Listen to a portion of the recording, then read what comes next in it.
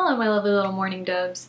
So, I was just going through my YouTube videos and I saw that Toxic Tears had uploaded a video on her top 10 goth cliches that she fit into, and I was like, I should do that. I like that. That's a really cool idea, and I haven't done a tag in a while. And it was her response, in a way, to the 10 UnGoth Confessions tag. And then I realized that I never did that tag either, so I'm going to do the UnGoth Confessions tag before I do the Goth Cliches tag, just to keep things in order. So without any further ado, I have everything written down to try and keep me in some semblance of an order, structure, whatever. And let's get started. Number 1. I was not even remotely goth until college, which was, I mean, I guess at the beginning of college I wasn't so much either. That was my baby bat years was into sophomore year.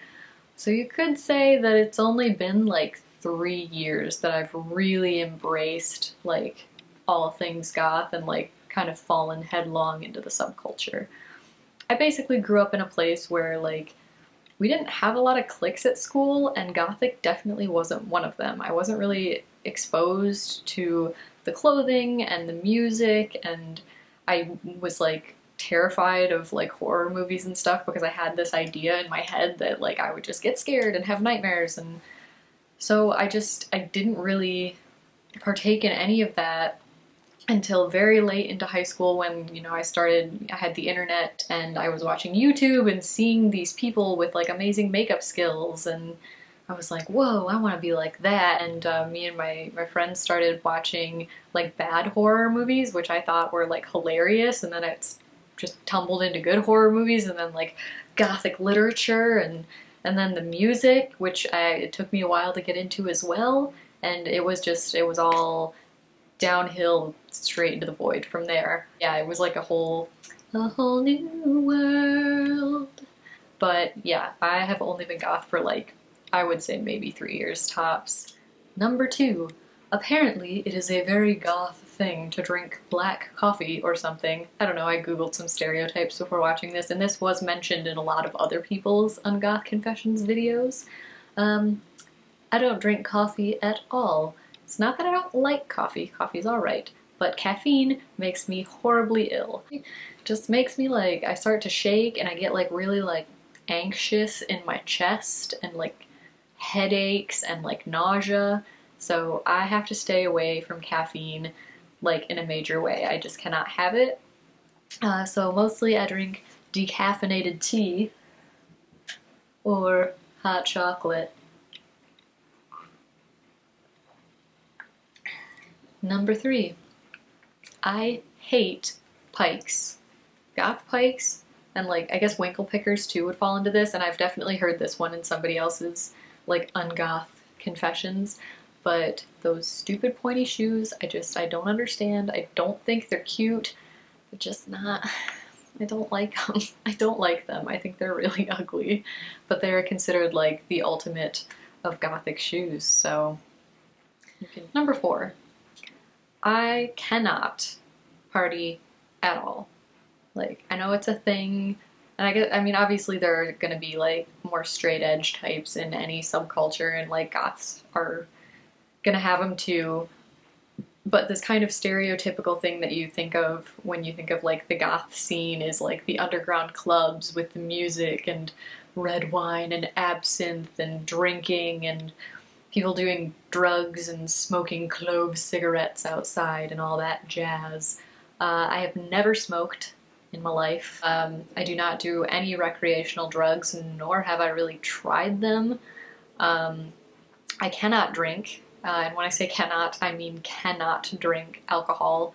I love mulled red wine. I think it's beautiful and lovely tasting, but if I drink any more than a few sips of any alcohol, no matter how strong, I will immediately start to get stomach aches, and if I were to say have an entire drink, a glass of wine or a full serving of a drink, I usually am throwing up within the next few hours. So I don't really go to bars or clubs. I've never been much of like a dancer or an outgoing person in that realm. So yeah, as much as like, especially now living in Chicago, there are definitely like goth clubs and goth nights to go to at like clubs and events. It's definitely not something I really participate in because usually it's kind of a night of like going out and drinking and dancing and stuff, and that's just never been my thing. Number 5, I rarely wear goth makeup on a day-to-day basis. This beautiful visage before you is an act. As we talked about in my last video, I think it was my last video, I'm a poser. I'm a poser. I only do this for you on the YouTube. And by that I just mean that usually I'm filming on days off, days that I am not working, or days that I have quite a lot of extra time, which means I have time to sit down and do my makeup first, which I wish I had time to do all the time, every day, but I take forever, and sometimes, you know what, like, it's hard to get, like, your eyeliner to match and look right and stuff, and it's just, like, it's a process, and it takes too long, and I would rather sleep for another hour than wake up an hour early for work so that I could do my makeup before going.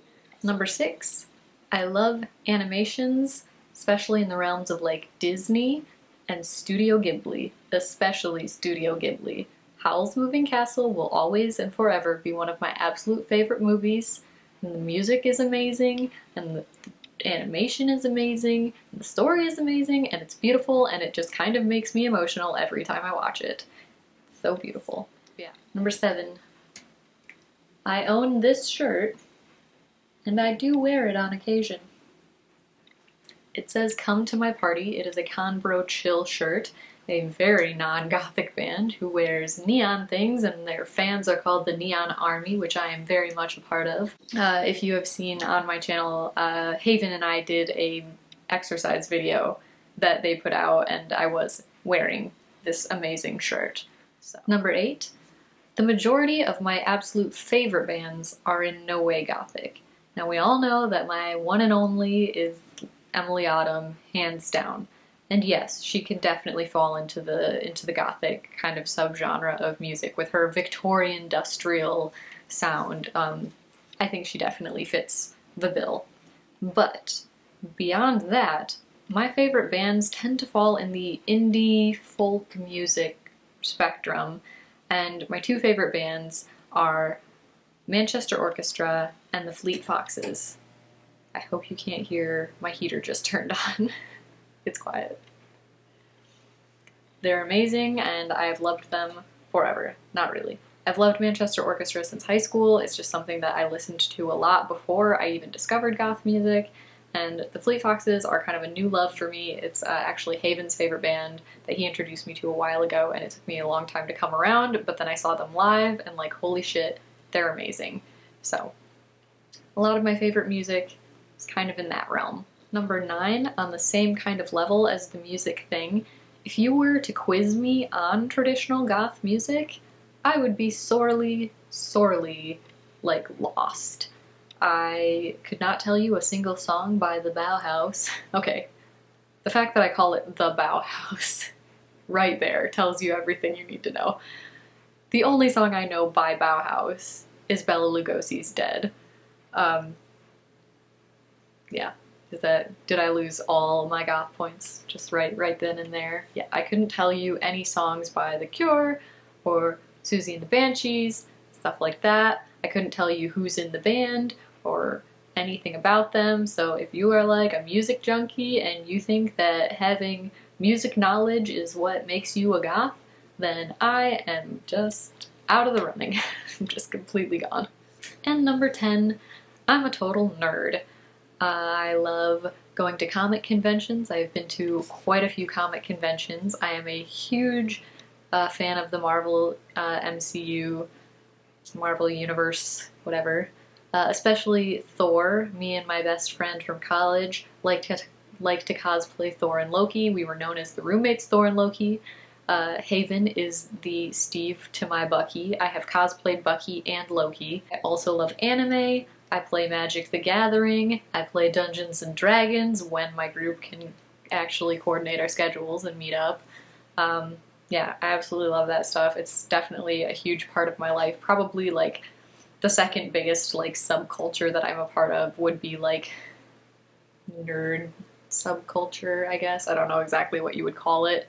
Um, but that was kind of a thing that my brother has always been really kind of invested in that kind of stuff. We both played Pokemon when we were kids. We had Pokemon cards and then Yu-Gi-Oh cards, and of course he was kind of the one who followed that path first, and then as the little sister I followed after, and it was kind of how we bonded when we were kids, and then we started watching anime together, and it just snowballed from there, and it's my brother's fault that I'm a huge nerd.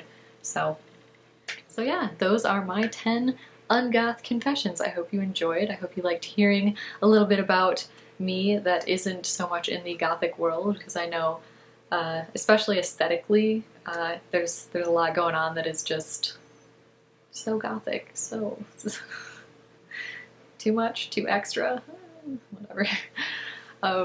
There's definitely a lot about me that falls into like the cliche, goth cliches and stuff, and we will definitely talk about those in the next video, but there's a lot more to me than just my black hair and my black soul, so I hope you guys liked hearing that. If you have any ungoth confessions, or if you agree with any of these things, or if you disagree with any of these things, or if you want to just call me a poser, please go ahead and do so in the comment section below. I love hearing from you guys. Please give me a like and subscribe. It definitely helps me out a lot, and I swear I'm going to be making more content. I will see you guys in the next one when we talk about all of the wonderful cliches that I just totally subscribe to. I hope you're having a wonderful week and or weekend, and I will see you then. Bye!